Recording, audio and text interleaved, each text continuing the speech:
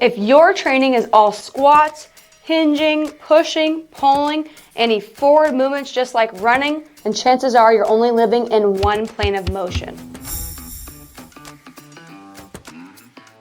As humans, we live in 3D, so we have 3 planes of motion. First, we have the sagittal plane. This is our forward-backward movements. This is the most traditional plane that we work in and where most of our lifts lie. Then we have the frontal plane. This is our side-to-side motion or our lateral plane. And lastly, we have our transverse plane, which is our rotational plane and the most neglected plane of motion. It's important that your training incorporates all 3 planes of motion because when we work in that lateral and rotational plane, that's where all those small stabilizing muscles lie. If you don't have those small stabilizing muscles working efficiently and we just lay on top stronger, larger muscles like the shoulders, like the lats, the chest, the quads, then you don't have a strong foundation. You might be strong as in certain movements, likely in this plane of motion, but when you're asked to do something like turn a wheel or open something in a different plane of motion, that's how we get injured because your body is not prepared for those certain movements. So just like you can have muscle imbalances within the body between the chest and the back, such as like something in posture, you can have that between those planes of motion. So our sagittal plane being very strong where our lateral and rotational are really weak, and that puts us at a very increased injury risk. And no, you do not need to ditch your training style. Just sprinkle in a little lateral and rotational movements either in your warm-ups, as accessory movements, or a separate conditioning workout. That's the great time to add in these things. Because rotation is the most neglected plane of motion, I'm gonna be going over my top rotational exercises from easiest to hardest. So let's get to it. So for rotational exercises, we don't have to get too crazy, but we can get creative.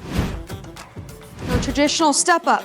Instead of doing a normal step up, now let's make that rotational. So what we're gonna do is our feet are like in a L position. So this front foot's gonna stay forward, this opposite foot is gonna be on the box, pointing the opposite direction. You're gonna sit into those hips already to engage those glutes, engage that lateral quad. And then what we're doing is we're rotating as we come up. 2, when you're coming down, not only are we not letting that knee come in, we're stepping back and across and sitting deep into that, already keeping the tension. You don't wanna come down and just lose it. We wanna sit into those glutes, sit back into it, stretching those glutes, stretching those hamstrings as we come back up. I love this exercise because it really helps open up those hips, opens up those adductors. It's great for the meniscus because we're having a planted foot as we have to rotate our body on a planted foot. So little things that you can just switch up your variation. Maybe one week that you're doing step ups, maybe the next week you're doing rotational step ups. Everyone knows your traditional dumbbell chest press, but we're gonna add a rotational version. This is gonna help you with activities like driving, opening up doors, anything that we need rotation of the shoulder. If we don't train that, that's how we get injured. To do this exercise, we're on our back. We're gonna start with our hands like we normally would do a chest press, but instead of just coming down like this, we're gonna rotate. So we're rotating into external rotation, really stretching out that chest and engaging that chest to then push into internal rotation. Our chest does have an action of internal rotation, so you can kind of argue a little bit that we might be effectively working that chest a little bit more as we go into rotation. All right, so for cable row, same kind of concept. We're gonna add a rotation to this. So I like to use a rope attachment, then we're gonna sit back and to get a little bit of stretch already. From there, what we're gonna do is I like to do a full stretch in those shoulder blades. So full stretch here first. Then from there, we're gonna engage with those shoulder blades first, and that's when next we're gonna rotate with those thumbs up. Okay, when we come back down, we're letting those thumbs rotate to the floor as we let those shoulder blades stretch to then everything with the shoulder blades first and then rotate up through those thumbs. Okay, we wanna make sure we're still got our back engaged, but we're just letting the shoulders rotate at the end. This exercise is beneficial because not every movement that you do in life have your hands nice and neutral. So adding a little rotation in the shoulder can mimic activities like maybe picking up your kid and moving them around. A little rotation in the shoulder is where we're a little bit more vulnerable. And so if you don't train those things, that's how we get injured.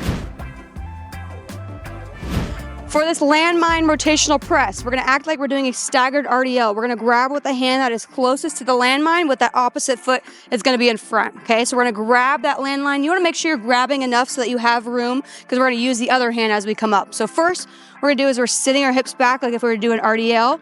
And then what we're doing from here is we're gonna now bring this opposite hand in here and rotate and pivot off as we press up to the ceiling, really getting that shoulder and that serratus anterior really working. Same kind of concept wise when you come back down, we're pivoting, bringing that hand back in and coming back down. You can add a little more power with it once you get a little bit good with it. And you're pivoting mostly off of this kind of front leg as you go and back down.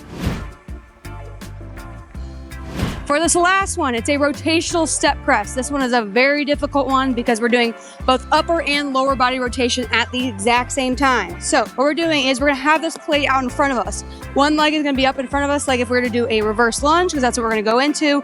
So we're lunging over that leg that is in front of us. Then from there, we're giving power to it as we exhale and drive the opposite leg to the box, and our entire spine rotates the opposite direction.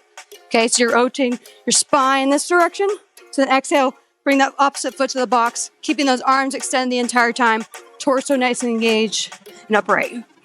Once you get really good at these, you can add power with it and going really fast and quick, and then bring it back down, reset everyone, fast and quick. Thank you guys so much for watching. Remember, our body is not meant to move in just one plane of motion. Start training for your lifestyle and prevention of injuries as we age, and not just aesthetics. Drop a comment if you guys try any of these exercises, and be sure to leave a like, subscribe, and I will see you guys next time.